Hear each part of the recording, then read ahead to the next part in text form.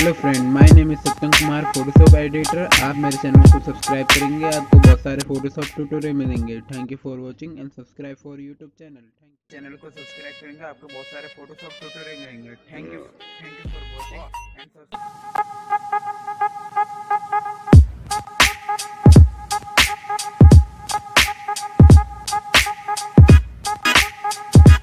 You can find the links to these images right below this video in the description.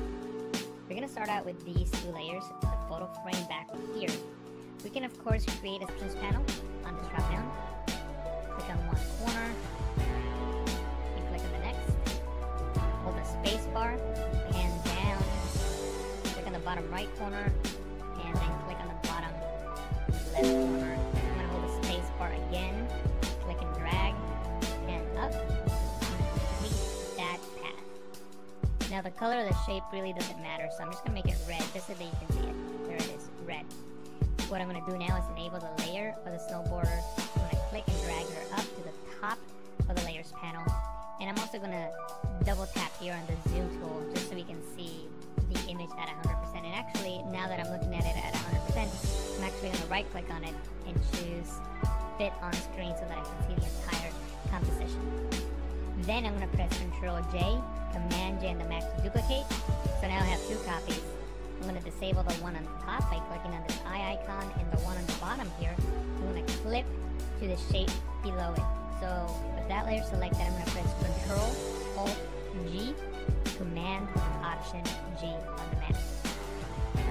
Then I'm going to enable the layer right above that, and I'm just going to make a selection around the snowboarder.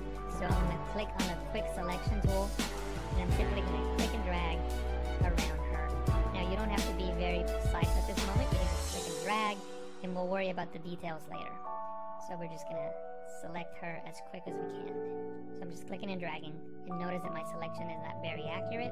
You shouldn't spend too much time at this moment. If you select an area like this part here that is obviously not going to be part of the selection, I'm going to hold Alt, Option on the Mac, click and drag just to refine that selection just a little bit more.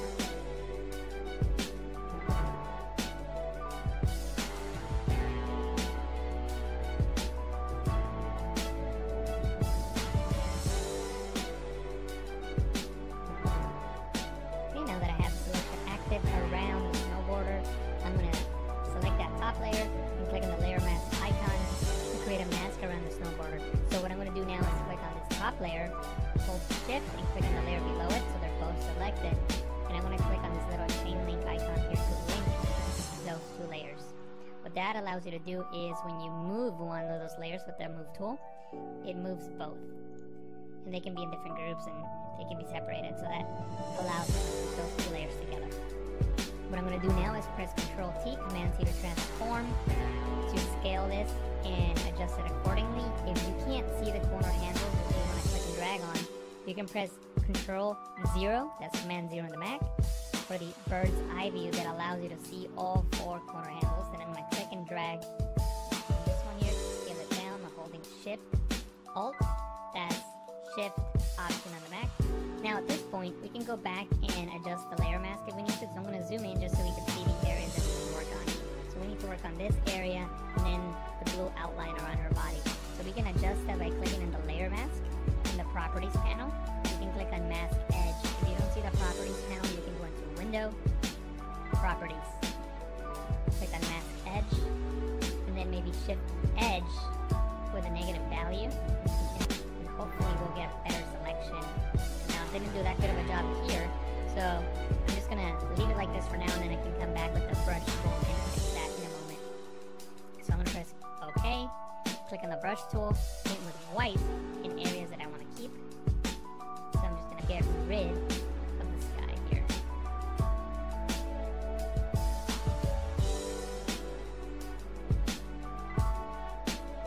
And I'm not gonna take the time to do so now. I will do that after the tutorial. You can see the final image, but I'm just going to go around the entire image and just make sure that everything is masked out accordingly. And in most of these areas, everything seems to be okay. I know we got to work on this area here. Like I said, I'll do that after I'm done with the tutorial, and you can see my final result. But for now, we'll just leave it as is. I'm going to press V on the keyboard, right click, and choose screen. And what we're going to work on now is extra elements that are going to help our composite look much more real. Double click on that to open that up. And by the way, the links to these files are on the description. You have to download them from Adobe Stock. They're not free, but you can use a watermark preview to practice on. So I would recommend you doing that just so that you can have a way to practice and learn. So the first thing I gotta do is get rid of the shovel. I'm gonna click on the lasso tool. I'm gonna make a selection around the shovel. And as you can see, it's not very accurate. It's okay. Then I can hold Shift and Backspace. Or you can go into Edit, Fill to bring up the Fill menu. Under Contents, choose Content Aware and press OK. And Photoshop will fill in those pixels and make the shovel disappear. I'm gonna press Ctrl D, Command D on the Mac to deselect. And this is what we're going to work with. The first thing that we need to do is mask out the snow from the ground. So I'm going to go into the channels panel, and I'm going to look for the channel that's got the most content. In this case, the blue channel. I'm going to click and drag on the blue channel and drop it here in the new channel icon, duplicate it. Now with the duplicate channel, I can start making adjustments to it. The first thing I'm going to do is fill with white on the areas that I want to keep for sure. So with the lasso tool selected, I'm just going to click and drag and make a very rough selection on the areas that I know for sure I want to keep, which is all this top part here. Now that I have the selection active, I can fill with white. White is currently my foreground color. To fill with the foreground color, you can hold Alt, Backspace, Option, Backspace on the Mac, then Control D, Command D on the Mac to deselect. Now we got to work on this bottom part. There's a feature in Photoshop called Apply Image. If you go into Image, Apply Image, what Apply Image allows you to do is to take an image and apply it onto itself using the blend mode. In this case, we're taking the blue copy, applying the screen blend mode onto itself. So notice what happens here on the snow on the edge. It essentially turns white, which is what we want. You could also, of course, apply a multiply blend mode and it'll give you a different result. In this case, I think I'm going to go with screen. And then I'll just work on the edges in the next step. So I'm going to press OK. And what I'm going to do now is go into Image, Adjustment, Levels, and bring the levels to the right, the dark values to the right, so we have more contrast between the snow and the ground.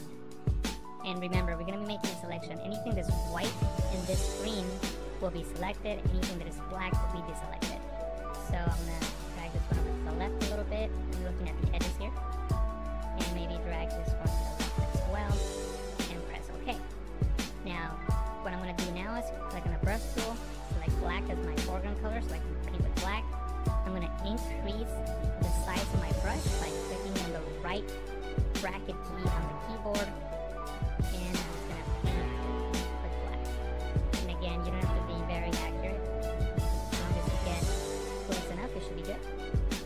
And I'm just painting these pixels away, which represent floor. And once again, I'm going to go to Image, Adjustment, Levels, and darken up some of the darker pixels and brighten up the layer. Select the Move tool, click and drag the layer over onto the other file by hovering over the tab and then coming down and releasing, and there's our file. It's a really big layer, so we're going to need to scale it down. Control T, Command T on the Mac to transform. We can't see the corner handles, so I'm going to press Control 0, Command 0 on the Mac. There's the corner handles, and now I'm going to adjust them accordingly. I'm holding Shift as I'm clicking on these corner handles to keep the file constrained. The angle's not really matching my scene, so I'm going to right click on it and choose Flip Horizontal.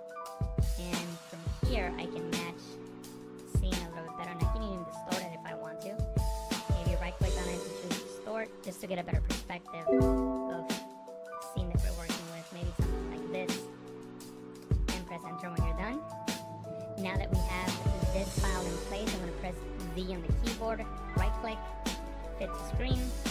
Then I'm going to press V on the keyboard to get the move tool, and maybe I can move it around if I need to. And I'm going to click on the new group icon to create a new group. I'm going to click and drag this snow layer in there. I'm going to collapse it, and now it's in that group. Next, I'm going to hold Alt, Option on the Mac, and click on the layer mask icon to create a black layer mask for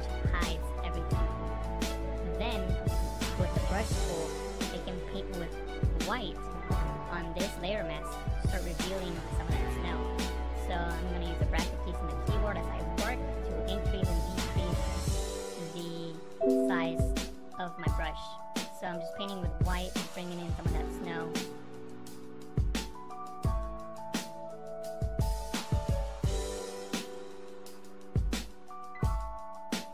And if you make a mistake, you can press X on the keyboard to paint with black, or maybe shape snow a little bit better. Maybe something like that. What we're going to do now is work with different elements. So I'm going to open up the libraries panel, and I'm going to open up this file here, which is these snow elements that were also downloaded from Adobe Stock. By the way, if you don't have Photoshop CC, you won't have the libraries panel, but you can still download the watermark previews onto your desktop and bring them into Photoshop as you would